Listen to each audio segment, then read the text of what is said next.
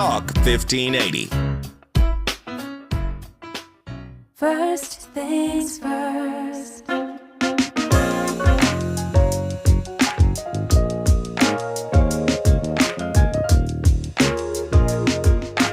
First things first, it's the DU General, Money B. I'ma put you up on the schedule, 6 to 9, 8 weekdays, not 2 and 7. Let's go. We got a lot to talk about, so much to pedal through. Unapologetically progressive. Tune to KBLA 1580 to get the mess. We're your ancestors' favorite radio station. First black on talk radio, left side of the nation. Me and Dominique DiPrima go way back. Tag Smiley making sure the station stays black. Discussing all the issues in our community. We're hosted black and brown and others find unity. So let's talk about it. Maybe we can improve it. Digital underground, always down with the movement. So we tune in to First Things First with the Queen of Black Talk Radio, Dominique DiPrima. Go sis. First things first.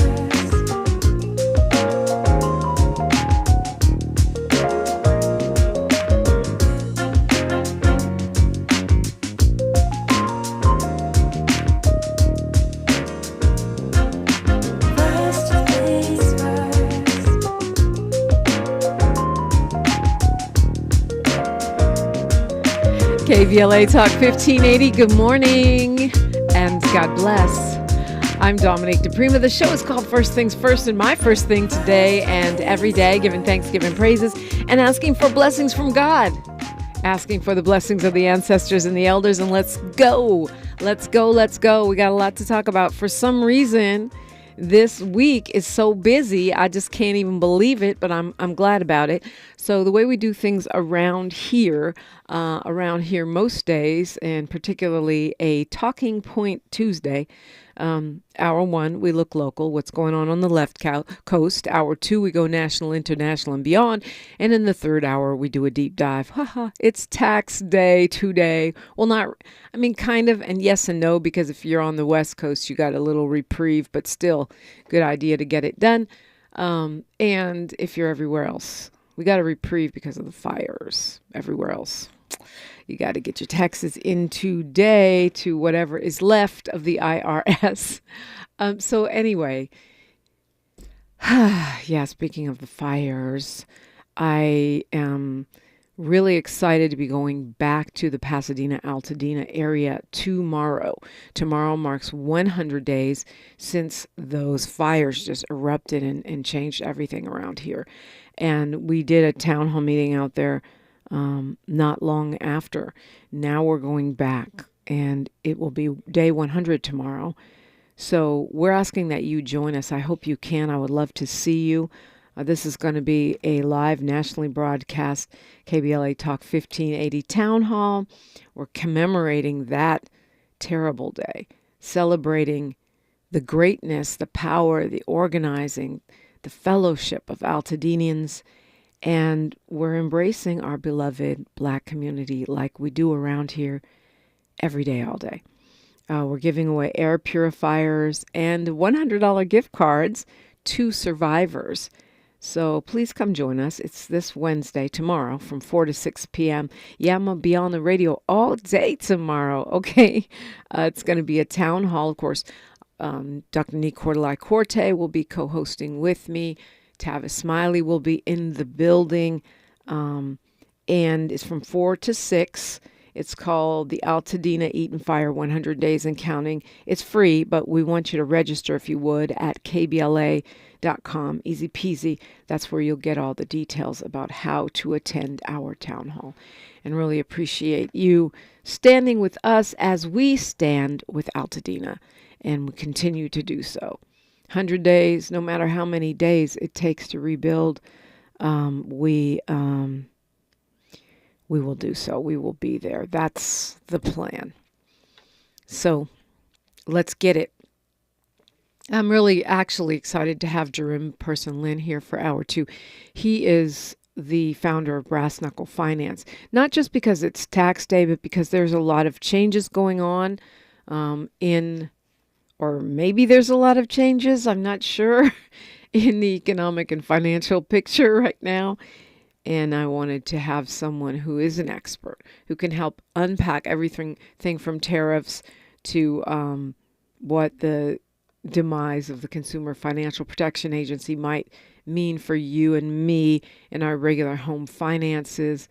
And something I was reading about the way they're going to be tracking cash transactions, $200 and less, which may affect a lot of folks who are small businesses. And I'm not sure that I have the most up-to-date info on that, but Jareem certainly will. So that's what we're doing hour 2 today. We're untalking the financial talking points.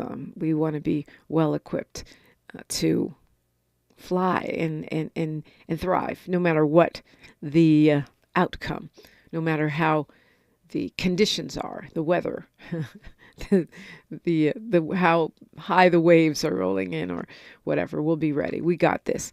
800-920-1580, of course, is the number, and you are always invited in. And for hour 1, I'm being joined by a professor at Cal State LA. She's a mama. She's also the director of Black Lives Matter Grassroots, which is the real Black Lives Matter. In case you're confused, all you have to do is go to blklivesmatter.com and see the Democratic Party pablum that they post. And then you can go to blacklivesmattergrassroots.org and you can see the real work that's being done to help actual humans. And you will see the difference for yourself. You don't need me to tell you. But in any case, she's here with me. She's also the host of This Is Not a Drill, Saturday mornings here on KBLA, Saturday mornings at 8. Dr. Melina Abdullah, good morning. Good morning, Sister Dominique. How you doing? I'm blessed. How are you? I'm okay. Yeah. Well, okay, so it is End Police Association's Eve, so let's start where we usually end, which is tomorrow's protest. Yes, well, tomorrow's protest is a little different. We're taking a field trip tomorrow. So normally, we're in front of the LA Police Protective League, and we were there last week. I should actually give you an update. We believe that Nathan Hochman, who's been talking a lot about prosecuting protesters, called the police on us. And so LAPD came and attempted to shut us down, but of course we won't black down, so we didn't go home. But this week we're actually going to take a road trip. We're going to head up just a short way to Ventura County to Cal State Channel Islands, and we are going to stand with a Black student organizer named AngelMarie Taylor, who has been targeted and harassed and criminalized and threatened with expulsion from Cal State Channel Islands. And so we'll be there tomorrow, and we're taking buses. We have 2 buses coming one from Cal State LA and one from the Crenshaw district. And then, of course, folks are also driving their own cars. It's only about less than an hour and a half away. But we're headed up there to stand with her and tell university administration that they don't get to target one of their very few Black students and their most highly skilled Black organizer because she's leading protests. And this all goes back to April 1st when she led protests to protest their cuts to DEI and budget cuts that are decimating classes, and especially those classes that impact Black, Indigenous, Brown students and women. And so she was surrounded by police then, and just a few days later, she was summoned in for a hearing. She was told she couldn't bring anybody with her, not even union representation. And so we're grateful to the National Lawyers Guild, who said, well, we'll give you a lawyer, right? And so she now has legal representation, but she also has the power of the people. So the people will be outside while they're attempting to have her inside. And just a quick update, on Friday, they actually upped the ante and sent police to her job to intimidate her, forced her into a car with an administrator, and then essentially dumped her in the police parking lot. So we are, long story short, is we're heading up there to let everybody know that this 20-year-old young Black woman does not stand by herself. She got people, and all her LA cousins are coming up there to stand with her and say, hands off our students and hands off AngelMarie Taylor. Man, that's terrible. Just the idea of being a student and having the cops show up to your job seems pretty terrifying. But AngelMarie Taylor is a student there, and she's, it's great that folks are showing up for her. So that's what's happening instead of being out at the across the street from the police union, as is the typical Wednesday protest. They'll be rolling out. If folks want to go, they can just drive their own cars.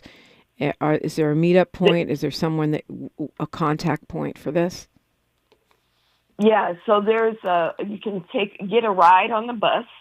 Our buses are leaving again from the Crenshaw district, and one from Cal State LA.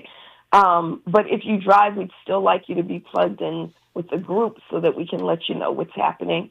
And you can register at tinyurl.com/protest CSCI. tinyurl.com/protest CSCI for Cal State Channel Islands. So folks can drive their own cars. We're going to start on campus at 3:00, and then we're leaving from LA. If you want to ride with us, ride on the bus. We'll play some good music. We'll have some chants. We'll have some snacks. If you want to ride on the bus, again, please register so that we can know that you're coming and wait for you. Well, hopefully we don't have to wait for you, but tinyurl.com/protest CSCI. So again, buses leave from LA at noon. And if you're driving your own car, you can meet us on campus at 3. We're going to unpack some of these things going on around here in the Southern California area, and maybe a little bit in the nation, because it's all lumping together. We're all connected, except for Hawaii, all 50 states.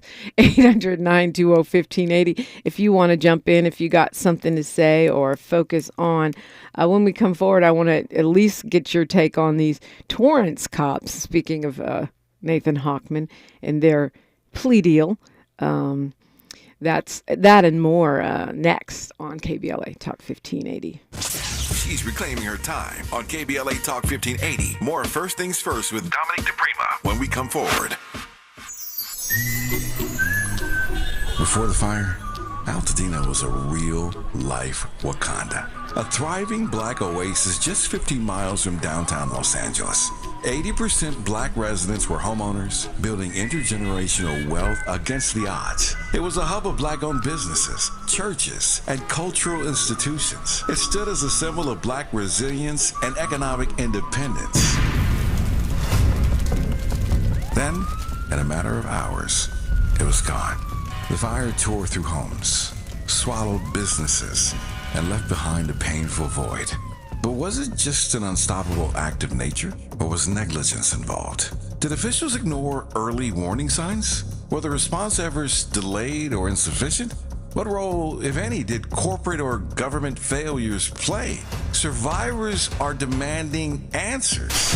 Don't miss our KBLA Talk 1580 Town Hall. The Eden Altadena Fire, 100 days and counting, on Wednesday, April 16th, 4 to 6 p.m. at the Robinson Park Recreation Center, 1081 North Fair Oaks in Pasadena. Join Dominique DiPrima, Nee Cordelai Corte, James Farr, Tavis Smiley, and a panel of survivors, community leaders, and experts as we commemorate Day 100 since the wildfires flared up, and we discuss where we go from here. It's KBLA's Eden Altadena Fire, 100 days and counting Town Hall, Wednesday, April 16th, 4 to 6 p.m. at the Robinson Park Recreation Center in Pasadena. Light refreshments to follow. Admission is free, but sign-up is required at our KBLA1580.com website. The first 100 attendees will receive a complimentary air purifier. This is a community call to action, brought to you by KBLA Talk 1580 and Quinn Emanuel Trial Lawyers. At KBLA Talk 1580, we've got your black.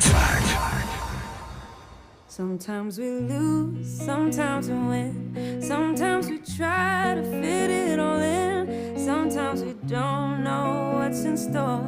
Sometimes we find what we're looking for. Sometimes we're rolling easy and free. Sometimes 1 and 1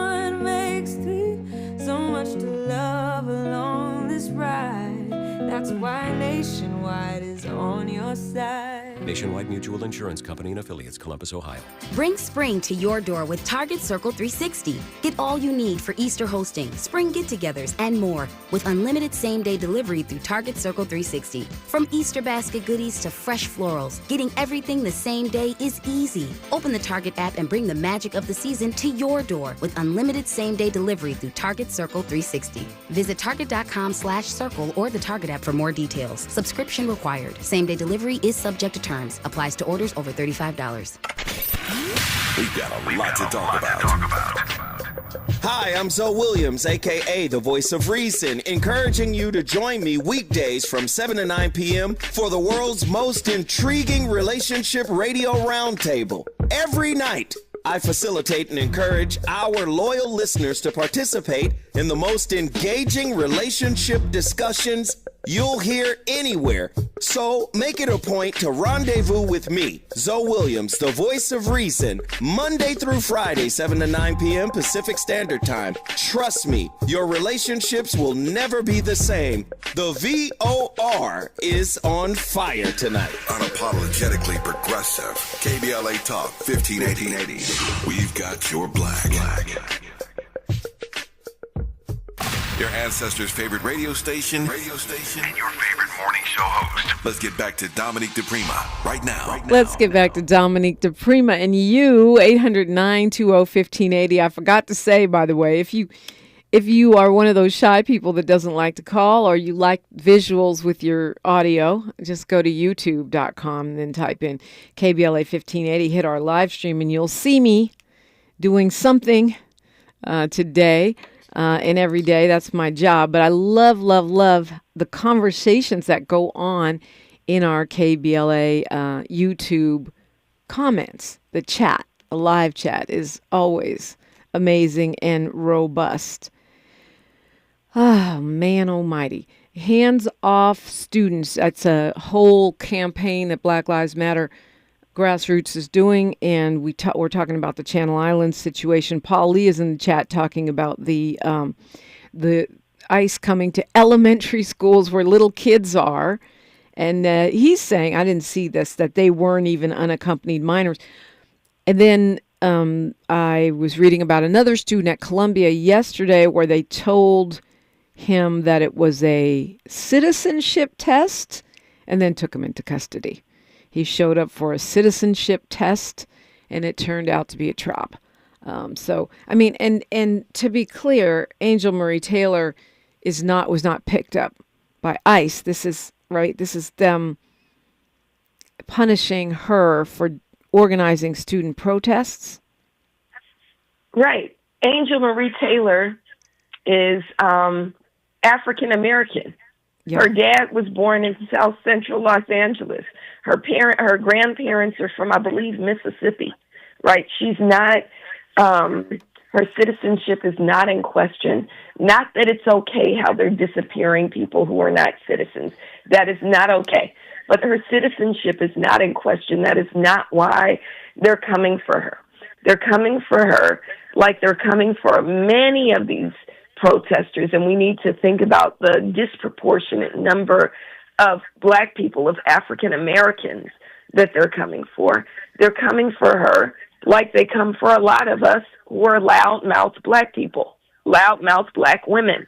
And so they're coming for her because, yes, she did organize last year on campus to say Free Palestine, right? And she did do that. She also organized this year to say stop the cuts to classes that they would consider DEI classes.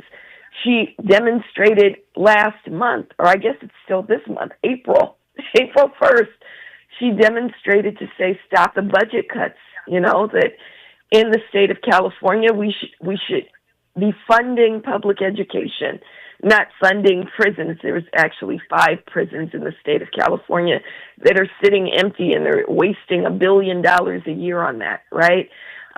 She's saying that money should be going to educate our students. So they're coming for AngelMarie Taylor because she's a loudmouth Black woman. And I mean, and here's the thing about that.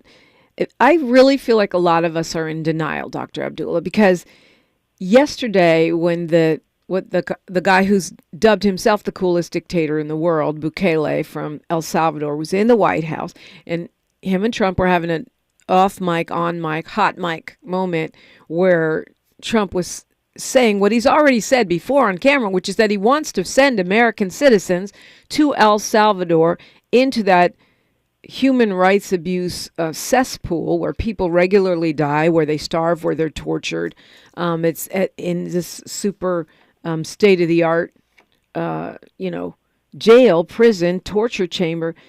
They were talking about putting U.S. citizens there. That's what the conversation was about. I keep saying it. I don't know why people aren't thinking that that's the plan for black prisoners and or black arrestees. I mean, not that they're saying they're going to send AngelMarie Taylor there, but to me, this encroachment upon the protest rights of a U.S. citizen, which, yesterday on Tavis Smiley's show, I don't know if you heard, Ruben Navarrete was arguing that, well, it's okay to round up these immigrants or green card holders because they're here conditionally, whereas U.S. citizens are supposed to have the full rights of U.S. citizens. It's an argument I don't agree with.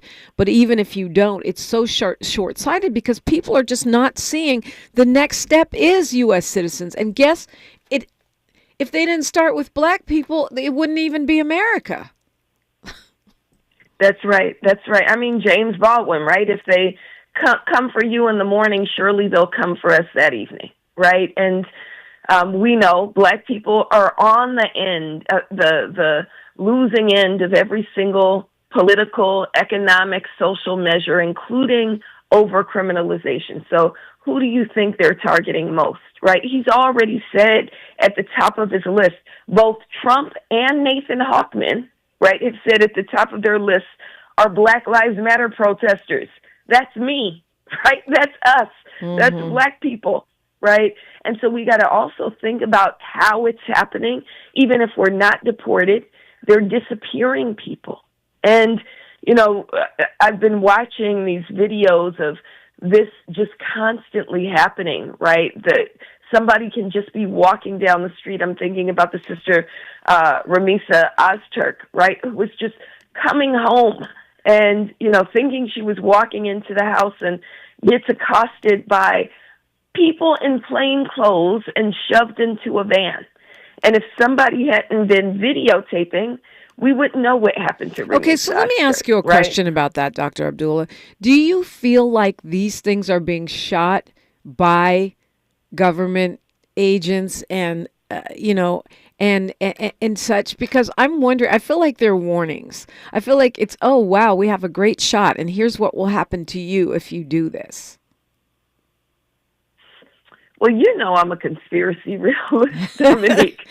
So conspiracy realist. I wouldn't. It feeds into their plan, right? To terrify people, right? So I'm trying to figure out where is the balance here, right? Between knowing what's happening, knowing your rights, thinking about how to protect yourself and your family, pushing back like Black Lives Matter Grassroots is doing, saying hands off students, which is great. I'm sure AngelMarie Taylor feels a lot of relief to see a cavalry coming in of black folks willing to stand with her. At the same time, I don't want to spread fear and do their work for them and say, well, they might come and get you and put you in a van, and why do we have all these clear pictures that go instantly viral every time they jack someone up for speaking out?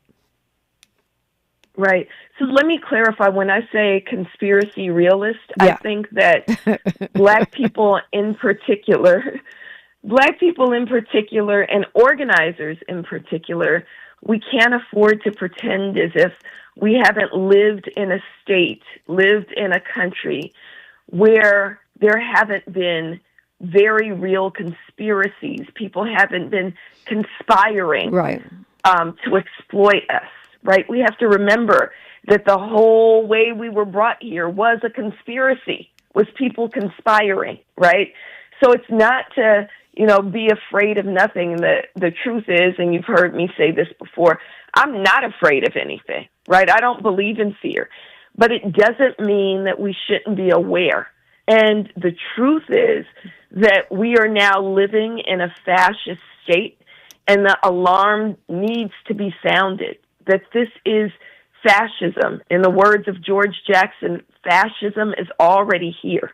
This is a fascist state where people are being disappeared, and we should, be prepared for that. So that means, if you don't have your stuff together, then what are you doing? If you don't know that they can seize your phone, I don't know if you saw this, but this weekend, I think it was Sunday, an attorney who was representing another black student protester at University of Michigan, he was returning to the country after a family vacation to Dominican Republic, and he was detained in Michigan by border agents. His phone seized, and then they went through his phone, right? Even an attorney who we know has attorney-client privilege, they seized his phone. We can't pretend like that's not happening. You're not smart if you don't say, okay, if I'm traveling outside of this country, let me clear things that might, trigger something else from my phone, or let me, we have to be prepared. We have to make sure people know where we are. I'm making sure people know where I am, because I don't know if a van could pull up and take me. I want people to know where was I supposed to be at the grocery store. If I was supposed to be at the grocery store and didn't come home, somebody please come look for me. Yeah. Right? Yeah. Dr. Melina Abdullah is our guest. Just the fact that we have to consider all this right now. It's a lot, but it doesn't, like you say, mean we have to be paralyzed with fear. 800-920-1580. I'm Dominique DiPrima for KBLA Talk 1580. More of First Things First with Dominique DiPrima when we come forward.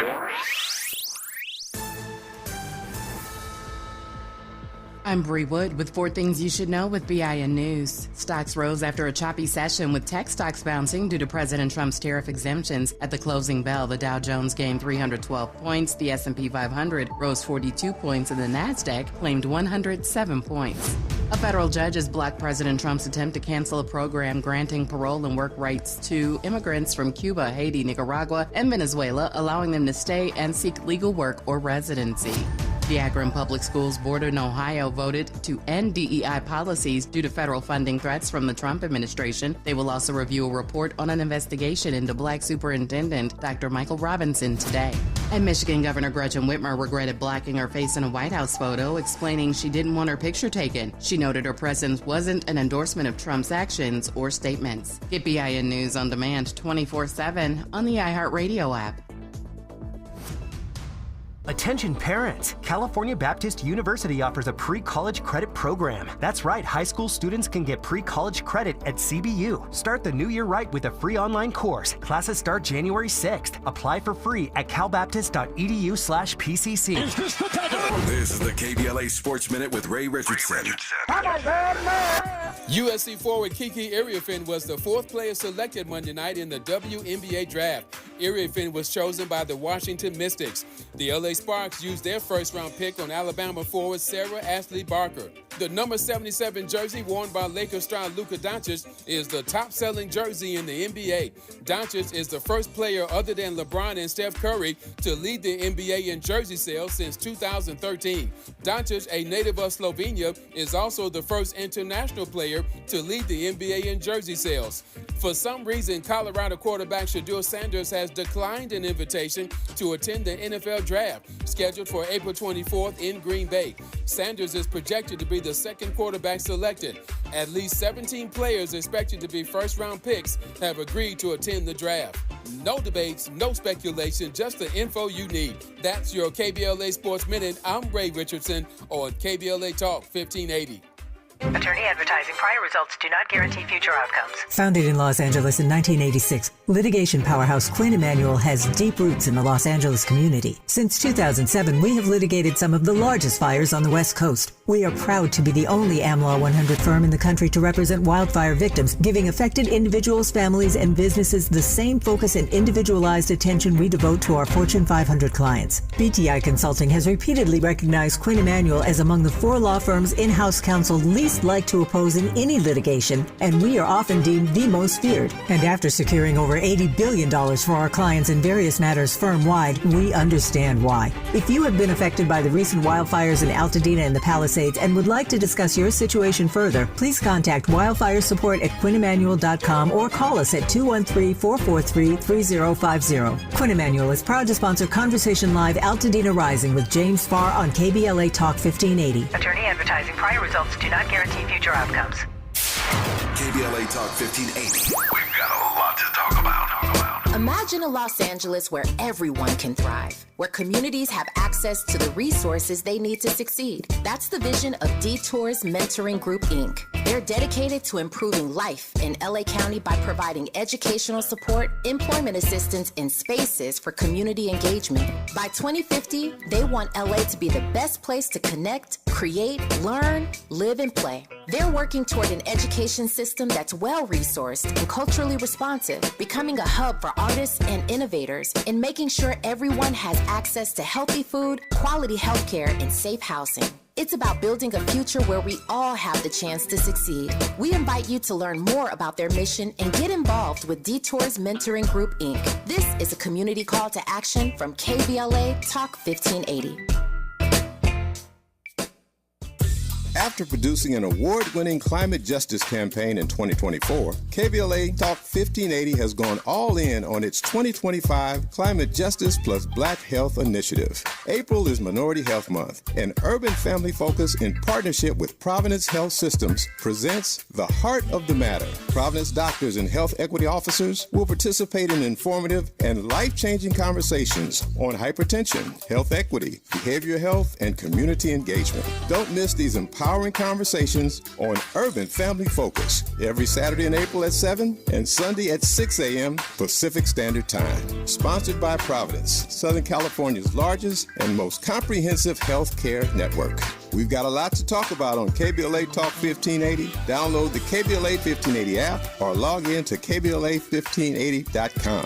I'm Reverend Gerald, the life coach. On KBLA Talk 1580, we've got your black.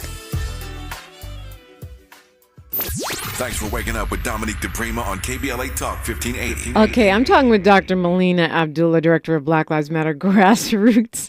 And you say you're not afraid of anything, not even vermin, not even like spiders and cockroaches and stuff. Do you see this story? No, I'm not. Okay, well, then you can still shop at the Erewhon in Santa Monica. Apparently, they had to close down their smoothie bar because of a cockroach infestation at the most expensive health food store in the world.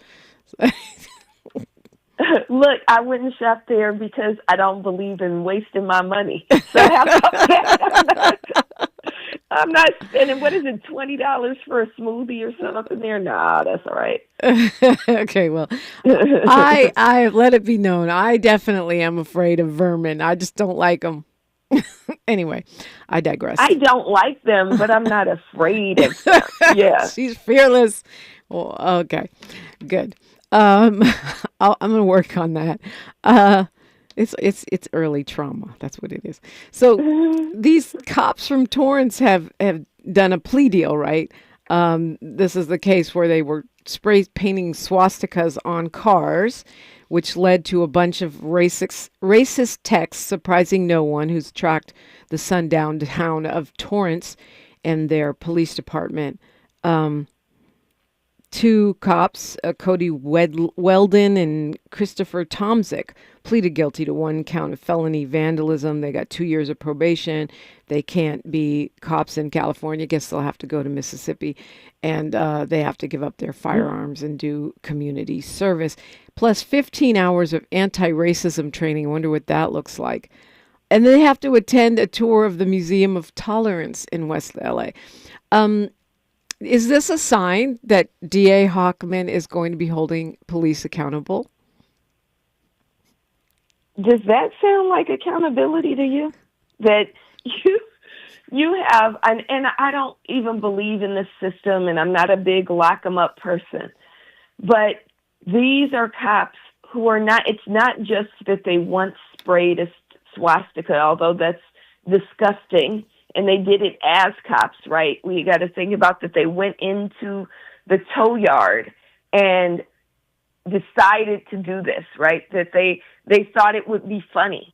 But we got to think about what makes them think this would be funny, right? We got to think about the racist text messages that were exposed. We got to think about the ring that was going on in Torrance and that is still there in Torrance that led to the murder of Christopher DeAndre Mitchell at the hands of Torrance Police. And so it doesn't sound like accountability to me. And I know Hockman's been talking a lot of stuff about if people behave like criminals, they should be treated like criminals. But we got to remember that we haven't seen that come from Hockman. And this plea deal is not a plea deal he would, I think, quickly give to black folks who were committing so-called crimes of need, right? That this is really you can't be a cop anymore is the resolution that he's offering. You can't be a cop anymore.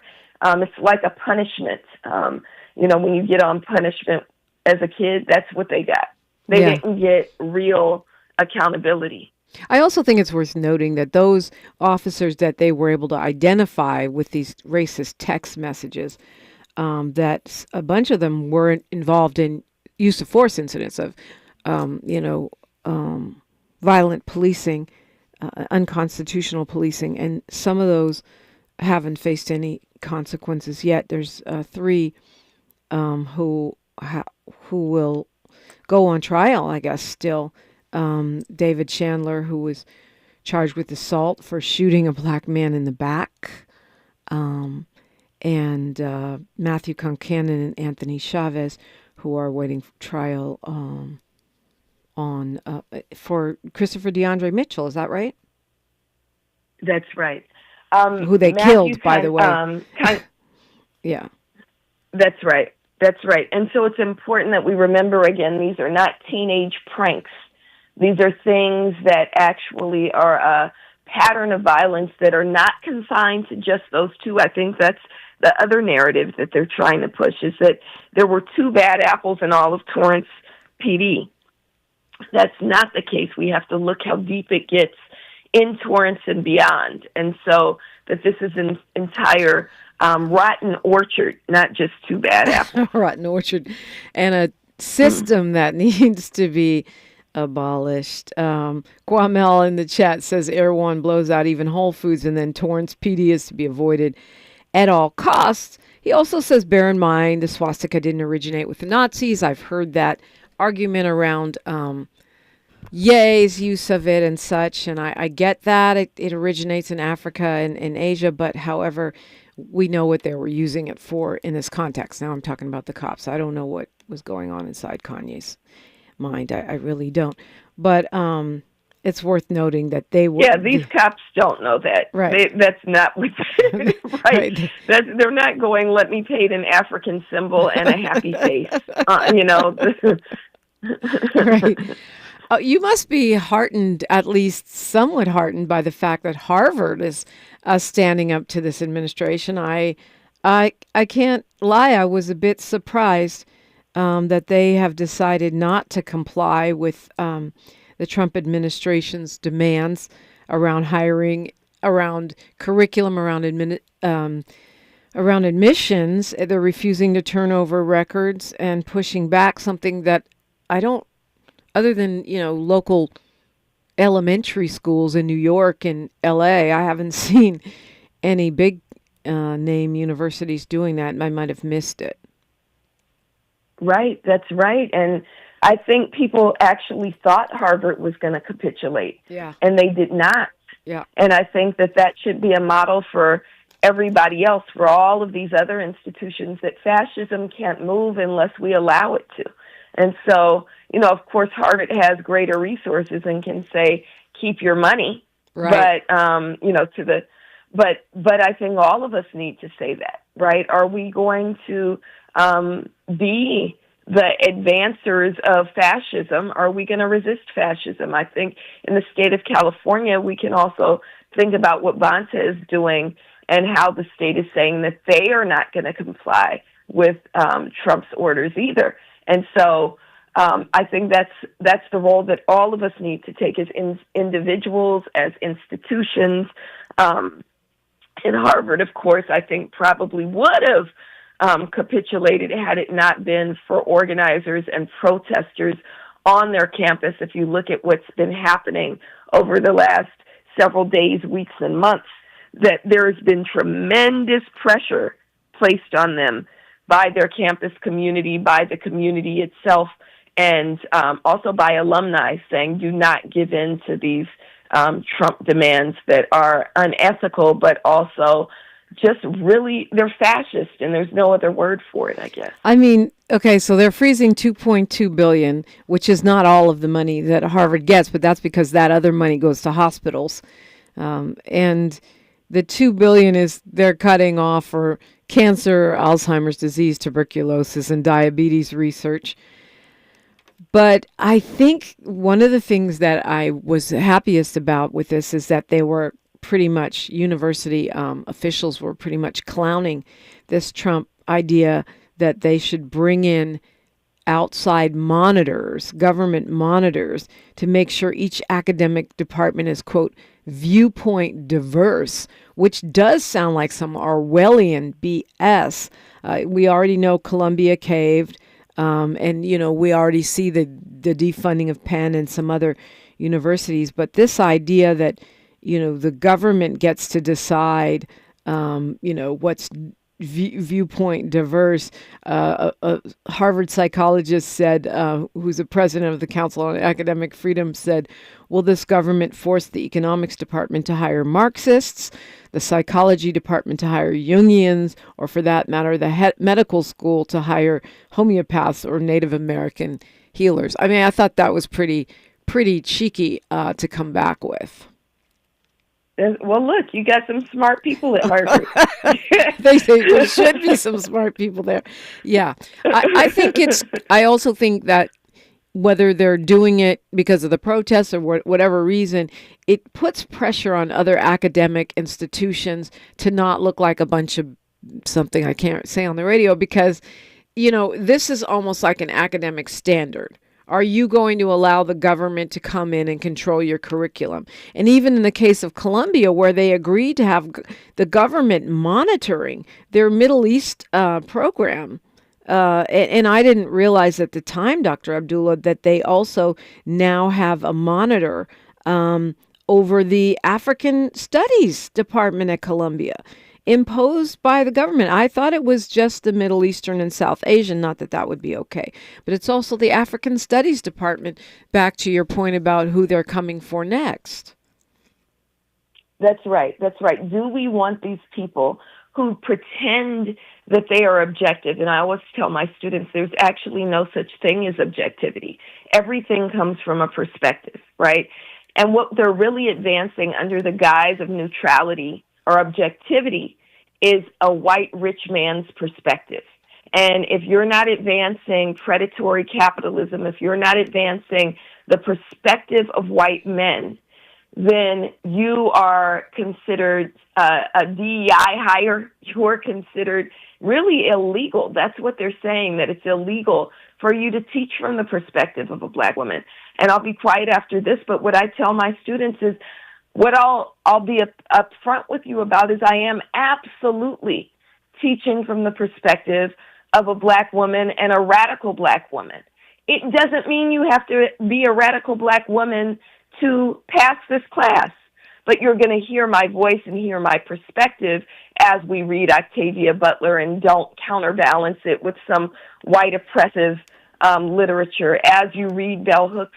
And I'm not going to make you read Dinesh D'Souza, because you'll get that somewhere else, right? Yeah, that's because that's what they call, world history is all their stuff. 800-920-1580 if you want to weigh in. Yeah, great points. I did think it was a bit of a breath of fresh air, and I hope it makes the other institutions feel like they have to be prestigious by pushing back, even if it's not done for the reasons, moral reasons. Ethical reasons. And I thought it was also significant that President Obama now weighing in and condemning the Trump administration for freezing that $2 billion going to his alma mater.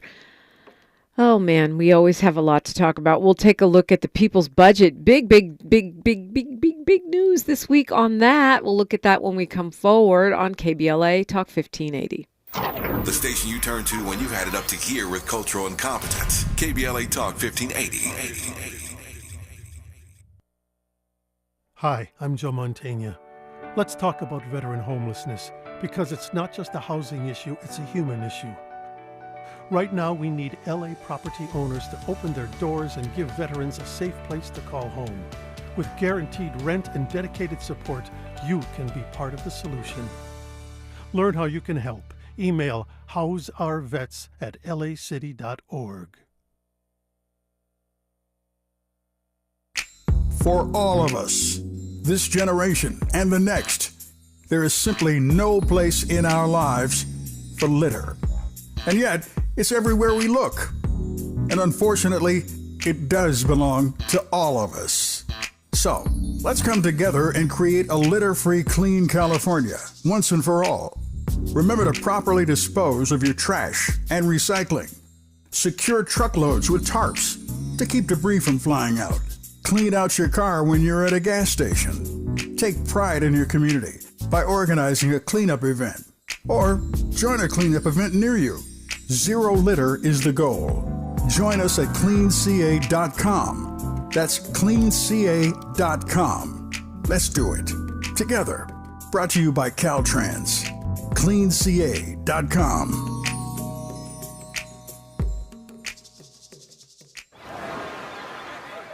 Hear that? That's the sound of your life. Perfectly imperfect. Beating in rhythm to the world you've created. But every time you drive after drinking, the music gets drowned out. Your life sounds pretty great. Don't let a buzz ruin it. Buzz driving is drunk driving. Don't drive buzzed. A message from NHTSA and the Ad Council. Barbecue season is back. Hey, it's Ellen. And this is Sarah Beth. And a little thing we love about the Chick-fil-A Smokehouse Barbecue Bacon Sandwich is that zesty barbecue sauce. I love that it was a little sweet, a little tangy, and with the mac and cheese, I feel like I tasted the brown sugar bacon first. It was the absolute best combination. Pro tip, 3 sandwiches are always better than 1. Order the Smokehouse Barbecue Bacon Sandwich and our Coca-Cola on the Chick-fil-A app for a limited time. Real guests paid for their testimonials. Hi, I'm Dominique DiPrima, and it's almost time to celebrate KBLA's 4th anniversary, coming up Juneteenth 2025. We'll be marking the achievement with 4 key community events, including a special symposium, luncheon, and brain trust hosted by me entitled The State of Black Women in Los Angeles. Keep it locked here for details on how to join us for this groundbreaking symposium examining the unique challenges, triumphs, and contributions of Black women in Los Angeles in the areas of education, healthcare, community leadership, cultural and political contributions. This public convocation will provide a critical forum to address the specific social, economic, and political realities facing Black women in LA today. We'll go live with a radio broadcast and YouTube live stream, a public discussion, and a private dialogue with some of LA's most impactful women. It's an affirmation of Black women standing at the intersection of race and gender in times of adversity while demonstrating remarkable resilience and leadership. We will listen and we will speak out and be heard, all in service of finding opportunities and solutions. Please plan to join us in celebrating our 4th anniversary by amplifying the voices of Black women. For more on our symposium and 4 events celebrating 4 years on the air, simply stay tuned or keep an eye on KBLA1580.com and help make this Juneteenth more jubilant with all of us at KBLA Talk 1580. We knew you'd stick around. This is LA's home for progressive talk radio. Welcome back to KBLA Talk 1580. So for those who haven't heard of the People's Budget, it's a survey where anyone who lives or works in Los Angeles or is affiliated with Los Angeles in some way with their family, you can weigh in and say how you would like to spend your tax dollars, how you would like the budget dollars to be allocated. And it's been going on for since 2020? Is that when the People's Budget emerged? I know it was BLM Los Angeles with a group of other organizers from different CBOs, and it's been going. Is it 2020? Yeah, it was 2020. So it's really important that we have that birth story, right? In 2020, people think that the People's Budget work came out of the murder of George Floyd, but it actually predates that, right? That at the beginning of 2020, in March of 2020, when COVID hit and the lockdown hit, a lot of us looked around and we thought it was absolutely ridiculous that LAPD continued to gobble up. At that time, it was 54% of the city's unrestricted funds. So you would look around and there'd be police on every corner, but nobody is even outside, right? So why are we spending on police when, remember where our children were? Our children were petrified. I'm not scared of anything, but anxiety was high, right? We thought it might be the end of the world. And there were mental health needs, there were public health needs, there were food needs. And instead, we were wasting money on LAPD. And we began with this fund services, not police demand, right? Fund services, not police. And we started the People's Budget. And then we started it actually out of some work that we did with, we called it our Black community demands, and started the People's Budget. The People's Budget was underway. And then, of course, in May of 2020, George Floyd was killed, and everything went up in smoke. And we decided that we can't be inside anymore, and the People's Budget took off. And we went from, I think, maybe 1,000 or so respondents to, I believe that year we had 25,000 respondents. And then, as now, people were saying that they wanted to defund the police. I know it's not a popular thing to say anymore, but that is what we're saying, essentially. We're saying stop spending billions of dollars, $4 billion a year on LAPD, and instead we want to house our folks. Instead, we want to make sure that we have after-school programs for our folks. Instead, we want to make sure that there's what we call the built environment. And so People's Budget takes the form of a survey, but it also takes the form of community conversations like the one we had Sunday night, where Dr. Tabitha Jones-Jolivet invited us to radically envision the world that we want to live in and, capture those conversations. In 2020, we had sessions in the park and conversations in community about what world we want. And I think everybody wants a world that's actually safe and well-resourced, and we can have that if we're willing to make what, Dr. Julianne Malveaux always talks about, budgets being moral and ethical documents and zero-sum games. If we make an ethical and moral decision to invest in community rather than wasting our dollars on police. But we don't push that just as BLM. This is what Angelenos say that they want consistently every year now since 2020. Right. So if you can actually go online to the People's Budget website, fill out, and you can say what you think we should be spending dollars on. And you got to do it pretty quick, though, because there's a presentation to the mayor, right, this week. Right. So we are presenting People's Budget survey results to Mayor Bass on Friday, and everyone is welcome to join us. Friday, 6 p.m. at BLMLA Center for Black Power, 3423 West 43rd Place. So we want to make sure we have a packed room. We'll feed you, and you'll be in the midst of community. But before you go, and we want to make sure as many respondents come in, as many responses come in as possible, please complete the People's Budget survey at peoplesbudgetla.com/survey, peoplesbudgetla.com/survey, and say what it is you want. How do you want your tax dollars spent? Kenneth Mejia, our city controller, has been saying that this budget shortfall of almost $1 billion has everything to do with overspending on LAPD by giving them raises, by settling and enabling police abuse and then settling cases. That's where that budget shortfall comes from. So make your voice heard. What do you think about the Olympics? What do you think about public transportation? Make your voice heard by going to peoplesbudgetla.com/survey. Yeah, and get it done if you can. It doesn't take too long. I already did mine.